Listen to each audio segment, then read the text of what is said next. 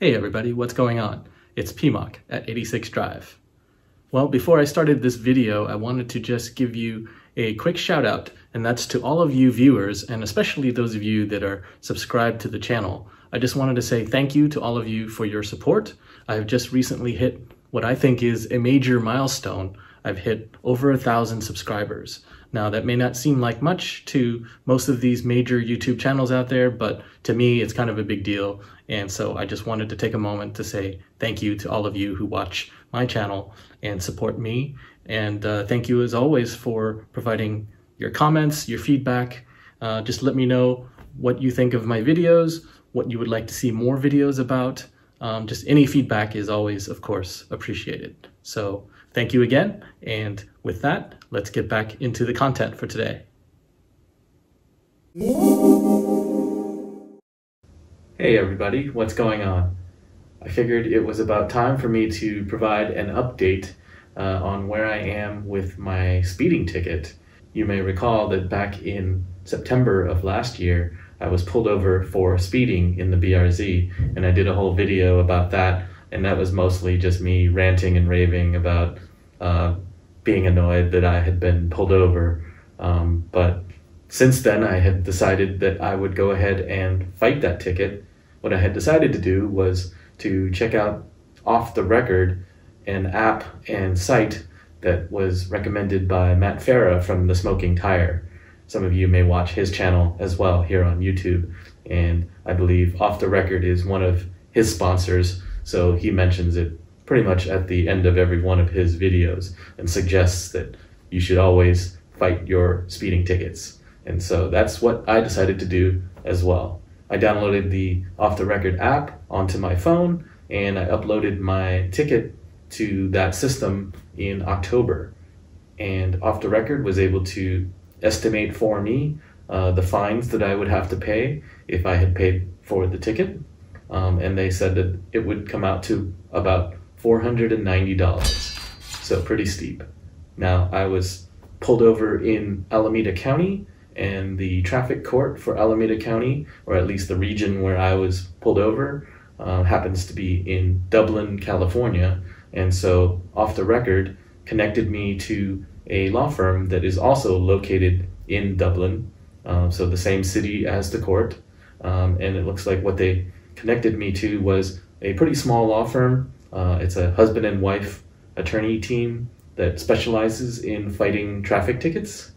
What the app told me was that they would charge me a flat fee. The legal fee turns out to be about $185, plus a $10 service fee that I think goes to Off the Record. So a total price of about $195. But I did use the discount code that Matt Farah provides on his videos.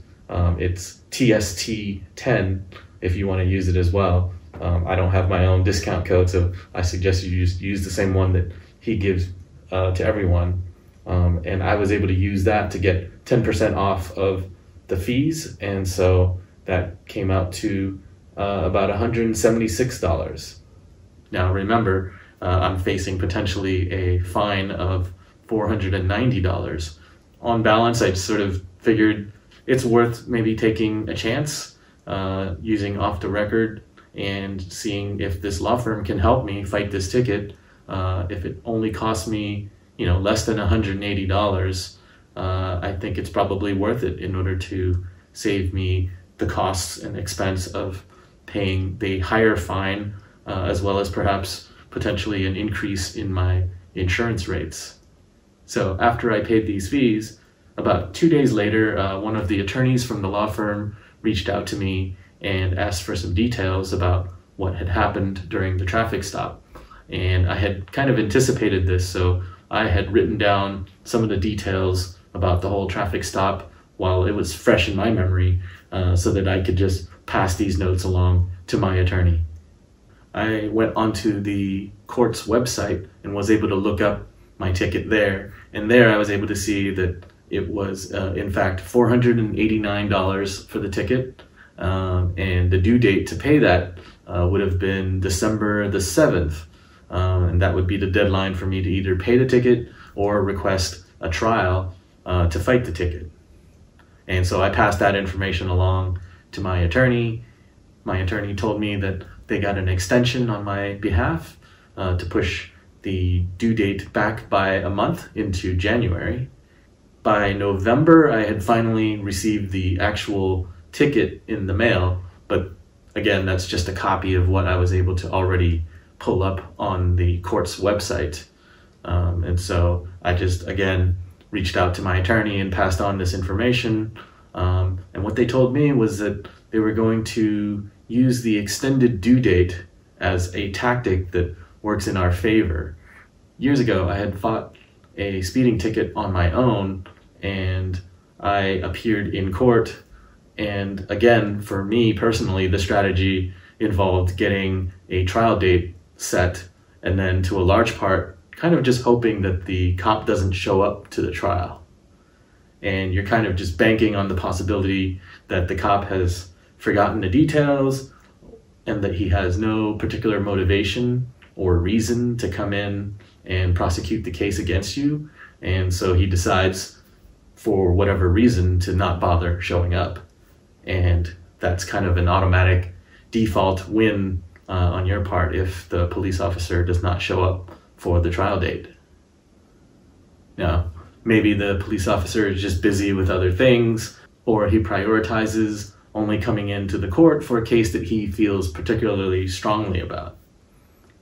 If you were a jerk and acted obnoxiously during the traffic stop, or maybe there were some other details that really stood out in his mind, maybe he'll remember that and decide to come in.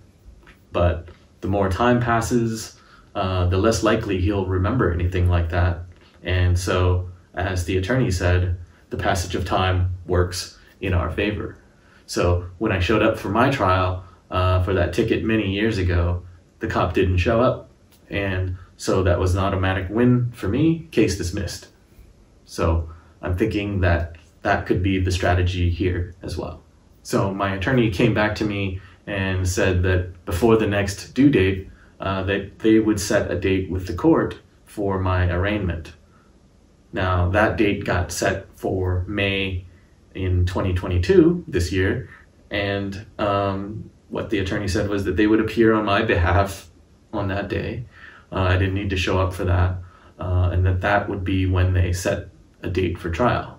On that trial date, that's when the attorney will show up again on my behalf, and they would negotiate the case at that point. I'm guessing that, like my case several years ago, they're hoping that the CHP officer just doesn't show up that day, because that's an automatic win. But if the cop does show up, well, then that's where the attorney has to work something out, some kind of deal for me with the court. I very much doubt that they actually want to proceed with the actual trial, but I'm thinking the vast majority of the cases will not proceed, but get settled out. So May 17th came and passed, and so I hadn't heard anything, so I reached out to the attorney again, and they told me that the trial date has been set for January of 2023. And that's still a long ways off. And so now it's just a matter of time. I'm basically just in a holding pattern, waiting to see what happens in January. Here's hoping that the CHP officer doesn't show up. He probably has bigger and better things to do than to appear in court for a case that happened over a year ago, or will have happened a year ago at that point. If he doesn't show up, then that's an automatic win for me. But if he does, then I guess that's where the attorney will step in and do their magic. They'll go ahead and represent me to the best of their ability to negotiate some sort of settlement. Hopefully I'll get some sort of fee reduction. Maybe I'd have to do some traffic school, something along those lines. But in the end, the hope is that either my case will get dismissed and I won't have to pay anything in terms of fines or fees to the court. And so then my only out-of-pocket cost at that point would be the less than $180 that I've paid to Off the Record and to the attorney at the law firm. But if not, if for some reason I do not win on this traffic case, then I suppose I may face some additional fines for the speeding ticket. But anyways, fingers are crossed. All I have to do at this point is just kind of sit and wait. So I figured since there isn't going to be a whole lot of progress for a while, I would just provide this update and let you all know what's happening on that case. And I probably won't have any updates again until January of next year on that. So that's a quick update on where we are, and fingers crossed that everything will be good. And thanks for watching. Let me know if you have any comments, thoughts, experiences yourself with using the Off the Record app or fighting a traffic ticket on your own. I'd love to hear your stories. Thanks again for watching. Stay safe, stay healthy, and take care. I'll see you next time.